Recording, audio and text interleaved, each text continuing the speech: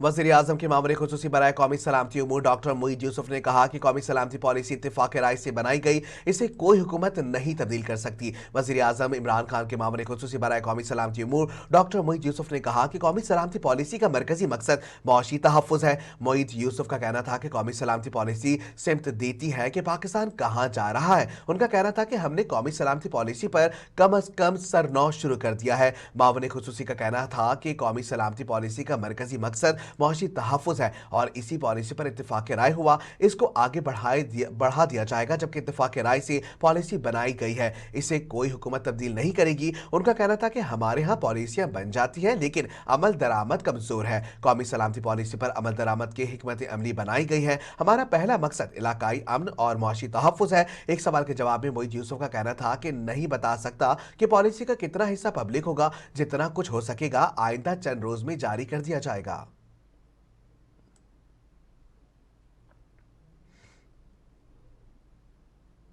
Pakistan peoples party के रहनुमा साबिक वफाकी वज़ीर दाखिला और सेनेटर रहमान मलिक ने बड़ा दावा करते हुए कहा कि कुछ मख्फी चीजें हो रही हैं जिसमें लगता है कि मुल्क में कुछ होने वाला है। क्या होगा, कब होगा, कैसे होगा, चंद दिनों में और चंद हफ्तों में पता चल जाएगा। साबिक वज़ीर दाखिला ने आसिफ अली जरदारी की मुलाकातों का एतराफ कर लिया। Nodero sugar mill rest house में खुसूसी गुफ्तगू करते हुए कहा कि हुकूमती फार्मूला के सिलसिले में आसिफ अली जरदारी अगर किसी से मिले भी हैं तो किसी को कोई एतराज नहीं होना चाहिए। नवाज शरीफ फरवरी से पहले मुल्क वापस नहीं आएंगे। उन्होंने कहा कि हुकूमती फॉरेन फंडिंग के इस फैसले के बाद सूरत हाल आने वाले दिनों में वाज़ेह हो जाएगी। उन्होंने कहा कि मुल्क में कुछ होने वाला है, क्या होगा, कब होगा, कैसे होगा, चंद दिनों हफ्तों में पता चल जाएगा।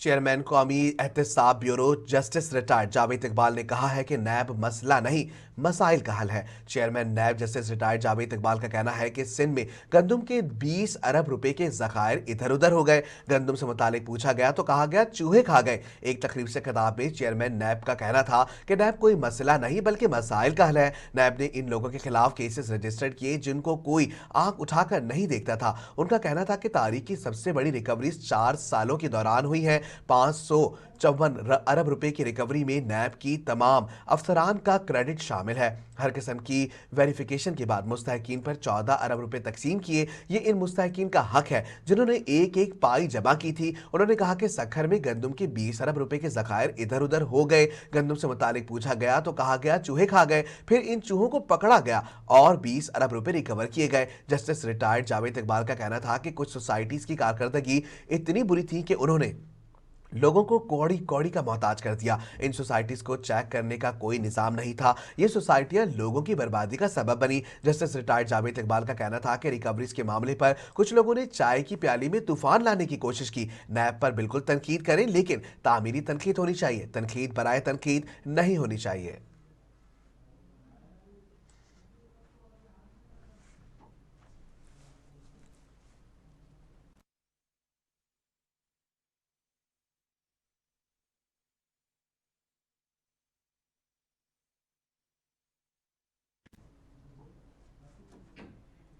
इदारा शुमारियात के मुताबिक साल 2021 अवाम के लिए तब्दीली सरकार का महंगा तरीन साल साबित हो गया। वजीर आजम विफाकी वज़रा के बड़े बड़े दावे, तकरीरें, बयानात कुछ काम ना आए। तब्दीली सरकार ने अवाम को महंगाई की सूरत में ऐसे तोहफे दिए कि हर सू एक ही कहानी, महंगाई महंगाई और बस महंगाई। तारीखी महंगाई के बाइस अवाम हकीकतन शदीद तरीन गिरानी का शिकार रहे। हर माह बढ़ती महंगाई की शरह नवंबर में 11.5% की सतह पर पहुंची और यूं सितंबर में सबसे ज्यादा सितमगर साबित हुआ और इस तरह महंगाई ने ही 2021 को रुखसत कर दिया। आदाद-ओ-शुमार के मुताबिक फरवरी 2021 के दौरान महंगाई का पारा 8.7% और मार्च में 9.1% तक पहुंच गया और फिर अप्रैल में शरह साल की दूसरी बुलंद तरीन सतह 11.1% पर पहुंचा। बात यहां नहीं रुकी, एक मरतबा फिर नवंबर में महंगाई साल की बुलंद तरीन सतह 11.5% तक पहुंच गई। विफाकी इदारा शुमारियात ने अपनी रिपोर्ट में बताया है कि रवा साल के दौरान बेशतर अशिया जरूरिया की कीमतों में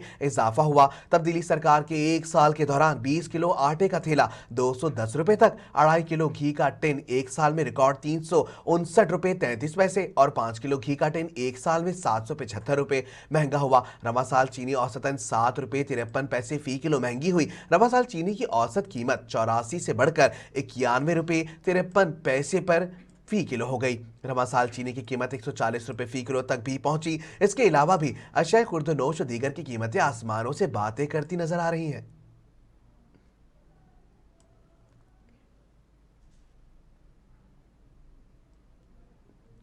हुकूमत सिंध ने कराची में बसें लाने के लिए एक और तारीख दे दी है। आपको पता है, एडमिनिस्ट्रेटर कराची, मुशीर कानून और तर्जुमान हुकूमत सिंध बैरिस्टर मुर्तजा वहाब ने कराची में बसें लाने के लिए सूबाई हुकूमत की जानिब से एक और तारीख दे दी है। शाह फैसल कॉलोनी में मिसाली पार्क का इफ्तिताह के बाद मीडिया से गुफ्तगू करते हुए एडमिनिस्ट्रेटर कराची मुर्तजा वहाब ने कहा कि ट्रांसपोर्ट के मसले को हल करने के लिए हुकूमत सिंध 240 बसें खरीद रही है। 50 बसें 31 जनवरी तक आ जाएंगी। विफाकी हुकूमतों को तनकीद का निशाना बनाते हुए मुर्तजा वहाब ने कहा कि पीटीआई हुकूमत ने सिर्फ बहरान दिए हैं। अखलाकियात का बहरान सब बहरानों से बड़ा है, जिसकी पाकिस्तान की तारीख में मिसाल नहीं मिलती। ये गलत बयानी पर मबनी हुकूमत है, ये संजीदगी से आरी है। हुकूमत का काम बुरी खबरें सुनाना नहीं बल्कि मसाइल को हल करना है। ये इनकी नाअहली है कि वो ये कहते हैं कि सर्दियों में गैस की कमी हो गई। बिजली, गैस, आटा, चीनी, पेट्रोल और फर्टिलाइजर के बहरान पैदा करके लोगों को तबाही की तरफ ले जाया जा रहा है। ऐसी मिसालें पाकिस्तान के 75 साल तारीख में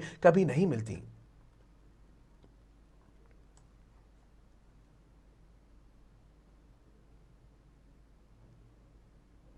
बल्दियाती इंतखाबात के दूसरे मरहले में खैबर पख्तूनख्वा हुकूमत और इलेक्शन कमीशन में तनाज़ा खड़ा हो गया। आपको पता है, खैबर पख्तूनख्वा हुकूमत चाहती है कि बल्दियाती इंतखाबात का दूसरा मरहला मई में हो, जबकि इलेक्शन कमीशन का कहना है कि सूबाई हुकूमत ने खुद कहा है कि रमज़ान से कबल ही दूसरा मरहला होगा। ज़रा के मुताबिक मुर्तज़ा वहाब जावेद अब्बासी की दरखास्त पर इलेक्शन कमीशन में chief election commissioner Sikandar Sultan Raja की सरबराही में 3 रुकनी बेंच ने समाअत की। Chief secretary Khyber Pakhtunkhwa election commission के सामने पेश हुए। इलेक्शन कमीशन खैबर पख्तूनख्वा में बल्दियाती इंतखाबात का दूसरा मरहला 27 मार्च को होगा। खैबर पख्तूनख्वा ने जवाब दिया कि खैबर पख्तूनख्वा सूबाई काबीना ने बल्दियाती इंतखाबात के पहले मरहले की तारीख दिसंबर और दूसरे मरहले की मई में कही थी। चीफ इलेक्शन कमिश्नर ने कहा कि खैबर पख्तूनख्वा हुकूमत ने कहा था कि 2 मरहलों में इलेक्शन कराएंगे और कहा था बल्दियाती इंतखाबात का पहला मरहला दिसंबर और दूसरा मार्च में होगा। सूबाई हुकूमत ने माना था कि बल्दियाती इंतखाबात मार्च में रमजान से कबल होंगे। चीफ इलेक्शन कमिश्नर ने रिमार्क दिए और रमजान के बाद इलेक्शन होने से बहुत आगे चले जाएंगे। कहा कि रमजान 3 या 4 अप्रैल से शुरू होगा। इससे कबल मार्च का आखिरी इतवार 27 मार्च को रख लें।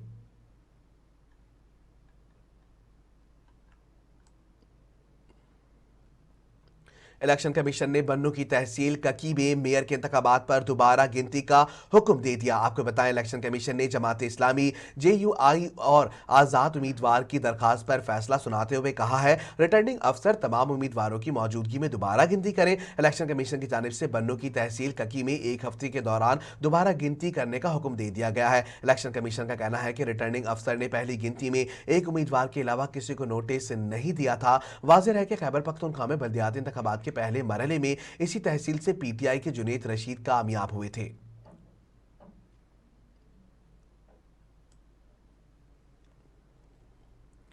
हाई कोर्ट ने रिमार्क्स दिए हैं कि खारादारों की निजी कारोबार है, इससे बड़ा मफाद का टकराव क्या हो सकता है। इस्लामाबाद हाई कोर्ट में विफाकी दारुल-हुकूमत में पुलिस ऑर्डर्स पर अमल दरामद से मुतालिक केस पर समाअत हुई। Attorney general Khalid Javed Khan, IG Islamabad, secretary दाखिला, डिप्टी कमिश्नर इस्लामाबाद अदालत के सामने पेश हुए। हाई कोर्ट ने कहा कि पूरा सिस्टम आम आदमी के लिए बैठा है कि लेकिन सब काम इसके खिलाफ हो रहा है। हमेशा कहा जाता है कि अदलिया का दुनिया में कौन सा रेट हो गया है, कैसे कब्जे होते हैं, इन सब ऑफिशियल को पता है।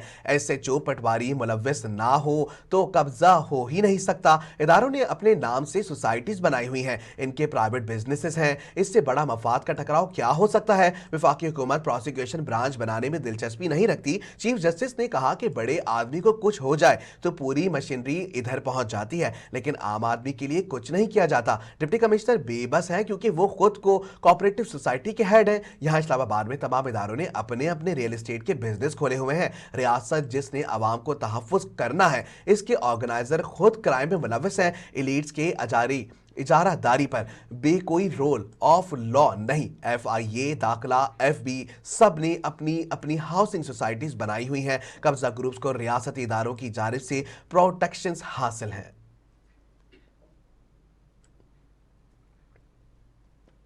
कराची के इलाके गुलिस्तान जौहर और कुरंगी में जमीनों की हेर फेर के इल्जामात में गिरफ्तार DGKD आसिफ अली मेमन ने हथकड़ियां लगवाने से साफ इनकार कर दिया। आपको बताएं, कराची की अदालत में पेशी के दौरान आसिफ अली मेमन का तफ्तीशी अफसर से कहना था कि आपने मुझे गिरफ्तार ही गैर कानूनी तरीके से किया। 20 ग्रेड के अफसर को आप बगैर इजाजत कैसे गिरफ्तार कर सकते हैं? DGKDA का मजीद कहना था कि आपको कानून का ही नहीं पता और आते हैं हथकड़ियां लगाने। मुझे गिरफ्तार करने से पहले आपको वजारत आला से इजाजत लेनी चाहिए थी। आसिफ अली मेमन का कहना था कि अगर मैंने कुछ गलत किया तो चीफ सेक्रेटरी इनके खिलाफ महकमा जाती कार्रवाई करते। ख्याल है कि सुप्रीम कोर्ट ने कराची तजावुजात केस में जमीनों की गलत अलॉटमेंट में मुलव्विस सरकारी मुल्जिमान को भी गिरफ्तार करके इनके खिलाफ कार्रवाई का हुक्म दे दिया है।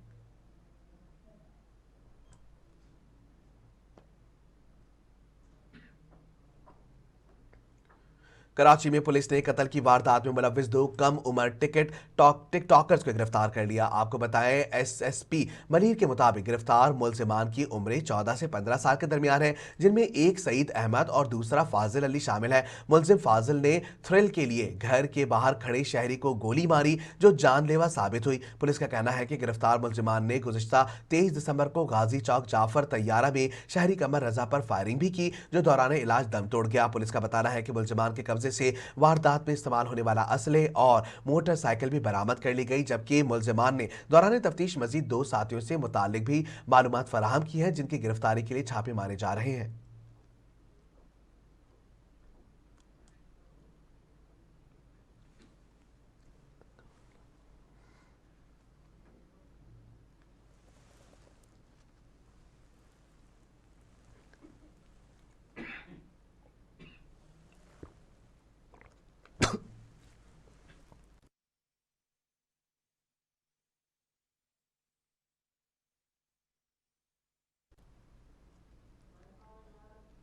भारतीय रियासत झारखंड के मोटरसाइकिल सवारों के लिए पेट्रोल की कीमत 25 रुपए फी लीटर कम करने का ऐलान कर दिया गया। आपको बताएं, भारतीय मीडिया के मुताबिक झारखंड के वजीर आला हेमंत सोरेन ने पेट्रोल की कीमत में कमी करने का ऐलान करते हुए कहा कि 26 जनवरी 2022 तक मोटरसाइकिल सवारों के लिए पेट्रोल की कीमत में 25 रुपए फी लीटर कमी रहेगी। हर खानदान 1 महीने में 10 लीटर पेट्रोल पर यह सब्सिडी हासिल कर सकेगा। राशन कार्ड रखने वालों को मोटरसाइकिल या स्कूटर पर पेट्रोल डलवाने के बाद 25 रुपए फी लीटर के हिसाब से सब्सिडी इनके बैंक अकाउंट में ट्रांसफर कर दी जाएगी। वजीर आला के मजीद कहना था कि आसमान से बातें करती महंगाई ने गरीब आवाम का जीना मुश्किल कर दिया है। घर में मोटरसाइकिल होते हुए महंगे पेट्रोल की वजह से लोग नहीं चला सकते। इन हालात को देखते हुए मोटरसाइकिल सवारों के लिए पेट्रोल की कीमत में कमी का फैसला किया गया है।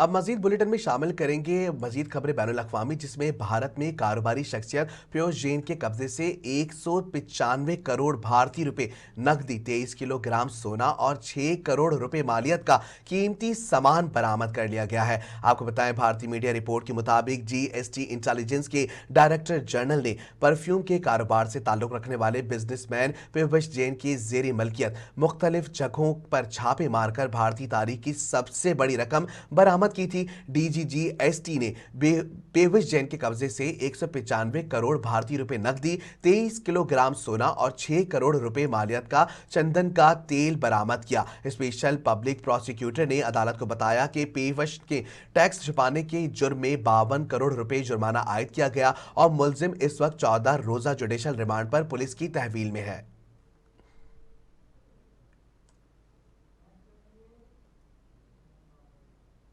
सऊदी अरब के फरमानरवा शाह सलमान का कहना है कि ईरान की अदम इस्तेहकाम की कार्रवाइयां बाइस्ते तशवीश हैं। साल के इख्तिताम पर की जाने वाली तकरीर में सऊदी अरब के शाह सलमान का कहना था कि ईरानी हुकूमत की खित्ते के इस्तेहकाम और अमन को नुकसान पहुंचाने वाली पॉलिसी पर गहरी तशवीश है। ईरान की हूसी बागियों की हिमायत की वजह से यमन जंग का शिकार है। शाह सलमान का मजीद कहना था कि ईरान अपने न्यूक्लियर प्रोग्राम के हवाले से आलमी बरादरी से ताउन नहीं कर रहा। ईरान सऊदी अरब का पड़ोसी है। तवक्को है कि वो खित्ते में अपने मनफी रवैये और पॉलिसी को तब्दील करते हुए मुज़ाकरात और ताउन की तरफ आएगा। उन्होंने कहा कि सऊदी अरब आलमी अमन के लिए मरकजी किरदार अदा करता रहेगा।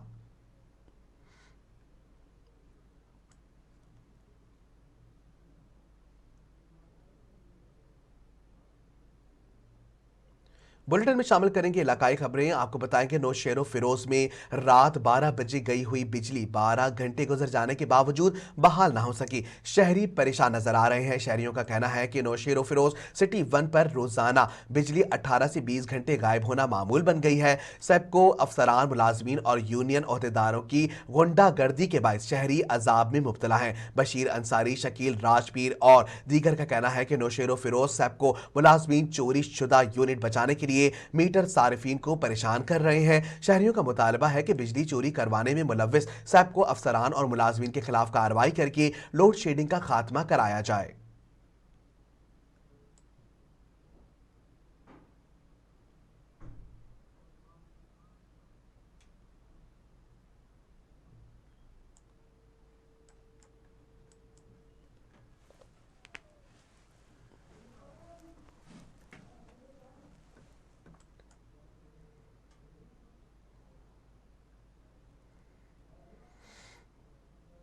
मीरपुर माथेलो जिला घोटकी में एशिया की सबसे बड़ी यूरिया खाद बनाने वाली फैक्ट्री के होने के बावजूद खाद बहरान शिद्दत इख्तियार कर गया। घोटकी में 3 लाख एकड़ पर खड़ी गंदम की फसल मुतासर होने का खदशा बढ़ गया। इस हवाले से मजीद तफसीलात जानते हैं मीरपुर माथेलो से फैज न्यूज के नुमाइंदे तारिक बोजदार की इस रिपोर्ट में।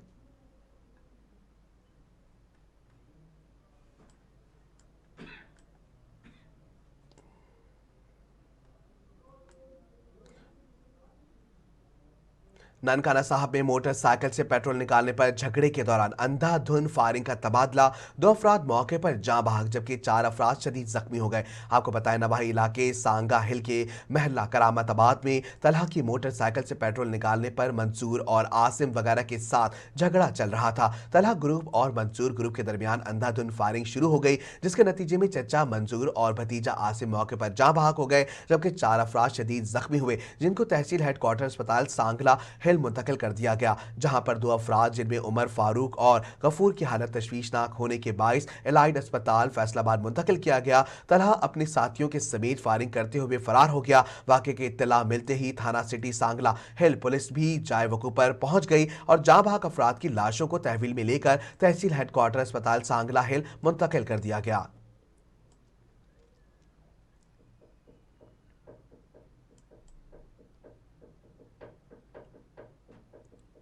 हासिलपुर क्लब कमेटी ऑफिस की इफ्तिताही तकरीब के मेहमान खुसूसी चीफ ऑफिसर बल्दिया इम्तियाज अहमद जोया ने गुजरात में मुनक्किद होने वाली ऑल पंजाब कुक बॉक्सिंग और चैंपियनशिप में नुमाया कारकर्दगी दिखाने वाले खिलाड़ियों को मेडल्स पहनाए। इसी हवाले से देखते हैं नुमाइंदा फैज न्यूज मोहम्मद इकराम की ये रिपोर्ट।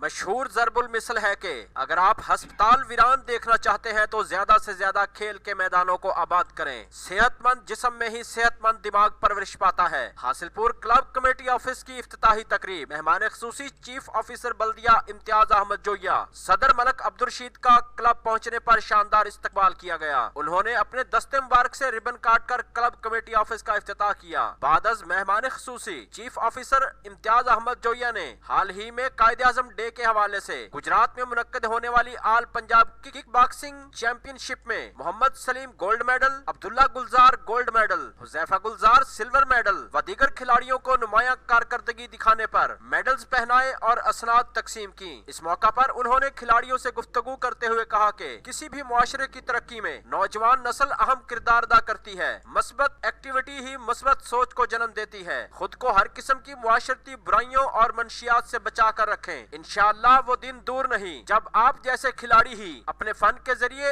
अपना लोहा मनवाकर मुल्क पाकिस्तान का नाम पूरी दुनिया में रोशन करेंगे, जबकि आखिर में मुल्क की सलामती, बका और तामीर तरक्की के लिए खुसूसी दुआ भी की गई। कैमरा टीम के साथ मोहम्मद इकराम, फैज टीवी हासिलपुर। अफसोसनाक खबर आपको देर नाला खुरद से, जहां दीवार गिरने के बायस मासूम बच्चा जाँ भाग हो गया। वाकया नाला खुरद के इलाके अख्तराबाद रोड पर पेश आया, जहां खस्ता हाली के बायस दीवार गिर गई। दीवार गिरने के बायस मलबे तले दबकर 2 बच्चे शदीद जख्मी हो गए, जिनमें से एक 1.5 साला बच्चा साजिद दम तोड़ गया। मासूम बच्चे के जाँ भाग होने पर घर में सिफे मातम बिछ गई।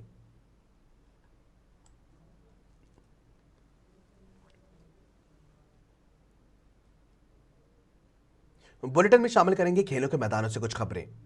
कौमी क्रिकेटर्स फखरुज्जमान की ग्राउंड स्टाफ के साथ खाना खाने की वीडियो सोशल मीडिया पर वायरल हो गई। ट्विटर पर निजी मीडिया हाउस के सहाफ़ी की जानिब से एक वीडियो शेयर की गई, जिसमें कौमी खिलाड़ी को कायदे-आज़म ट्रॉफी के फाइनल में ग्राउंड स्टाफ के साथ जमीन पर बैठे खाना खाते देखा जा सकता है। ट्वीट में कैप्शन में कहा गया है कि खाने के वक्फे के दौरान क्रिकेटर फखरुज्जमान ग्राउंड स्टाफ के पास पहुंच गए और मैदान में ही ग्राउंड स्टाफ के साथ खाना शुरू कर दिया। सोशल मीडिया पर फखरुज्जमान की वीडियो वायरल होते ही इन्हें सारिफीन की जानिब से हीरो करार देते हुए सराहा जा रहा है। एशिया सीरीज में चौथे टेस्ट के match referee David born corona virus में मुब्तला हो गया। आपको बताएं, क्रिकेटर ऑस्ट्रेलिया ने साबिक क्रिकेटर और मैच रेफरी डेविड बॉर्न के कोरोना वायरस में मुब्तला होने की तस्दीक की है, जिसके बाद वो चौथे टेस्ट में अपनी जिम्मेदारियों से दस्तबरदार हो गए हैं। अब उनकी जगह स्टीव बर्नेट मैच रेफरी की जिम्मेदारियां अदा करेंगे। क्रिकेट ऑस्ट्रेलिया का कहना है कि कोरोना टेस्ट मुस्बत आने पर अब डेविड बॉर्न मेलबर्न में 10 रोज करंतना करेंगे और 5 जनवरी से सिडनी में शुरू होने वाले टेस्ट में मैच रेफरी के फराइज अंजाम दे सकेंगे। ताहम बोहार्ट में शेड्यूल आखिरी टेस्ट में उनकी वापसी का इम्कान है, जिसका आगाज 14 जनवरी से होगा। क्रिकेट ऑस्ट्रेलिया का कहना है कि एशेज सीरीज में शामिल तमाम खिलाड़ियों, इनकी फैमिलीज और सपोर्टिंग स्टाफ दीगर ओहदेदारान के 27 दिसंबर को पीसीआर टेस्ट किए जा चुके हैं।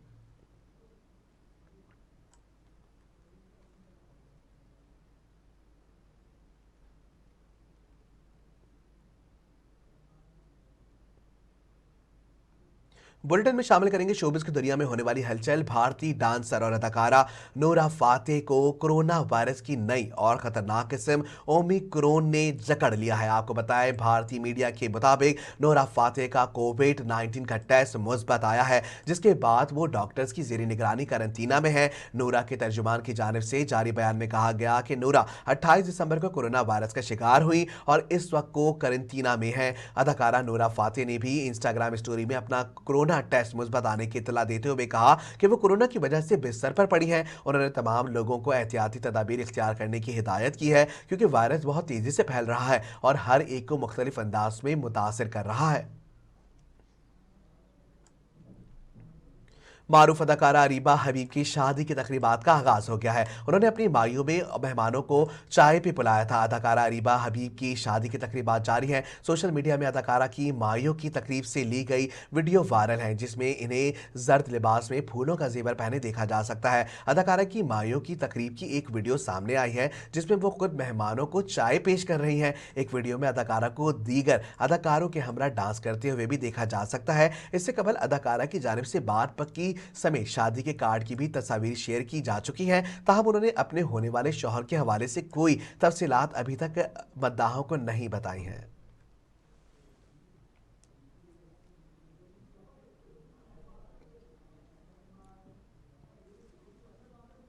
न्यूज़ स्टूडियो से फुल वक्त इतना ही। फैज टीवी नेटवर्क से जुड़े रहने के लिए फेसबुक, इंस्टाग्राम और ट्विटर पे हमें लाइक करें, फॉलो करें। इसके अलावा सब्सक्राइब कीजिए हमारा YouTube channel Faiz TV network, click the bell icon. मजीद खबरों और अपडेट्स के लिए विजिट कीजिए हमारी वेबसाइट faz.tv।